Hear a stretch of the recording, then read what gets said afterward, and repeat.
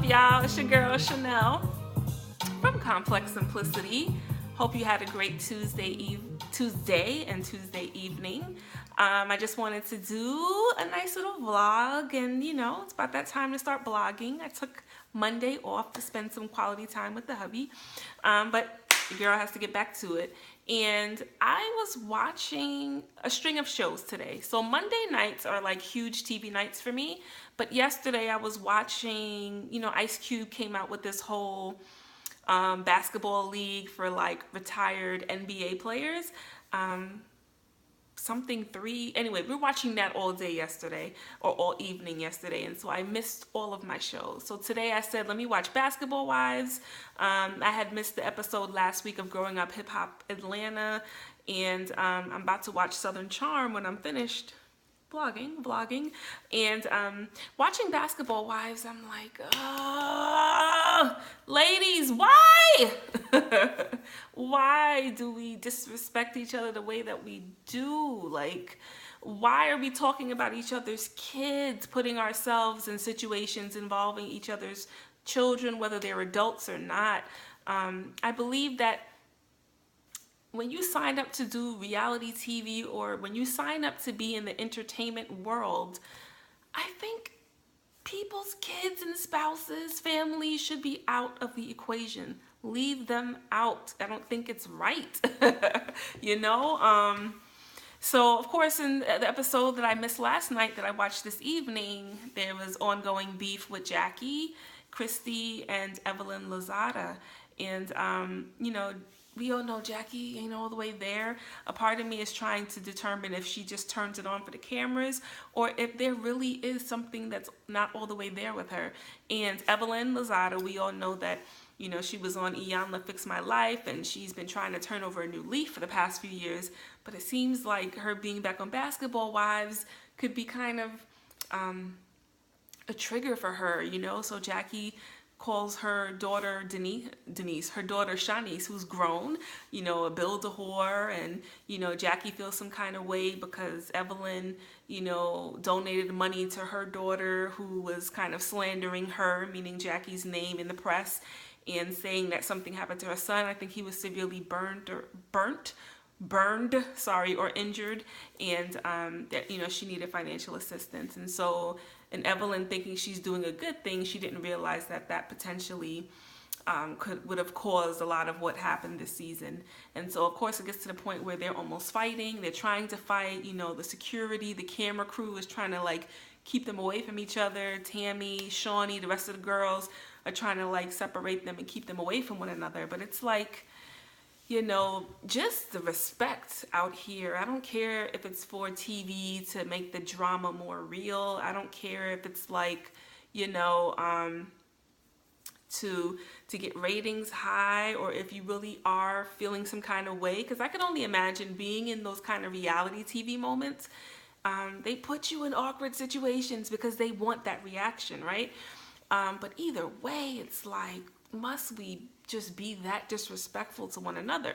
I was watching Growing Up Hip Hop. I just started binge watching the show.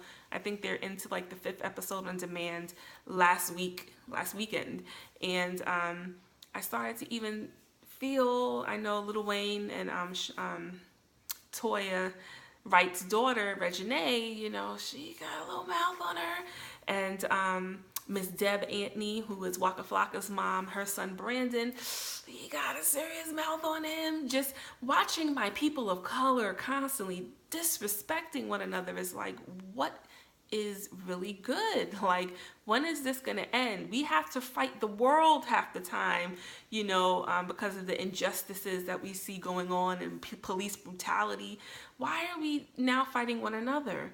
A coworker told me him and his friends got into a brawl over the weekend at a bar, and I'm like, yo, you got to be careful out here. Like, it's almost not worth fighting. Nobody fights fair. Nobody's just going to throw the hands. Like, it's going to be, I'm going to get my knife. It's going to be, I'm going to use something to hit you. It's going to be, I'm going to get my gun. My husband, he's a fireman, a first responder. And, even over the weekend when he was working, he said this kid was knocking down the door and had, gotten stabbed up. It could have been some type of gang violence. Who knows? But it's almost to the point where, like, people are out here ready to like kill you, like legitimately end your life. So I'm reminded myself, I like to keep it calm, cool, and collected, composed, right? I'm human though. There are times where I may want to knock somebody upside their head.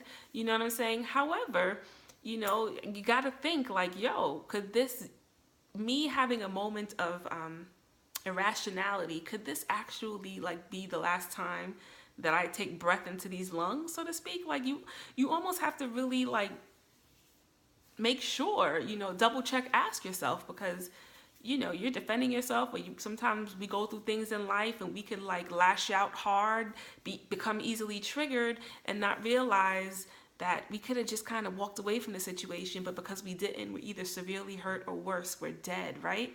So that's kind of been my message to a lot of people this week. I even was listening to the news the other morning, and there was I think a young man gunned down in the South Bronx, and gunned down in his car, if I'm not mistaken. It's almost like it's too real out here, folks. It's way too real. I don't know about you, but I don't really have to win in that moment, be the one that's right in that moment. Like, it may be okay to walk away or to try to be like, you know what? I see where you're trying to take me.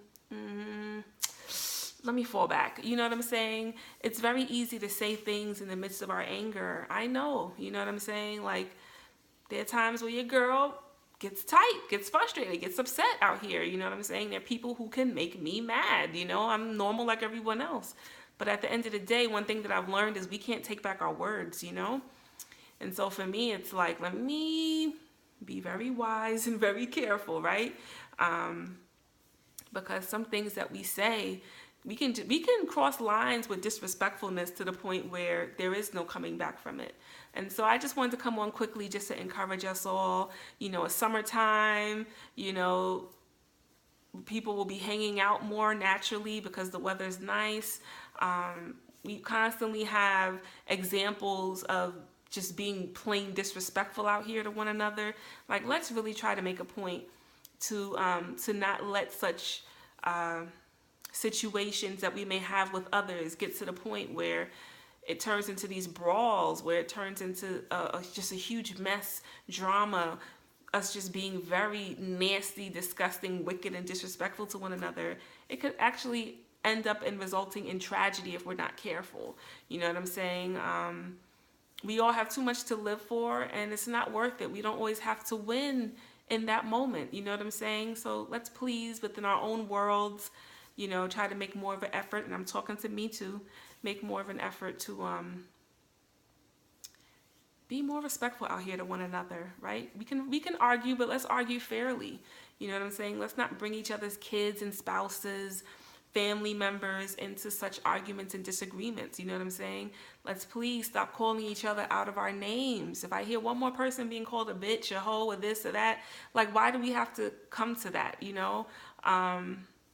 I don't know, just a thought that I had tonight, something on my heart. Hopefully it resonates with someone out there. Continue to rock with your girl and head to complexsimplicity.com. Until next time.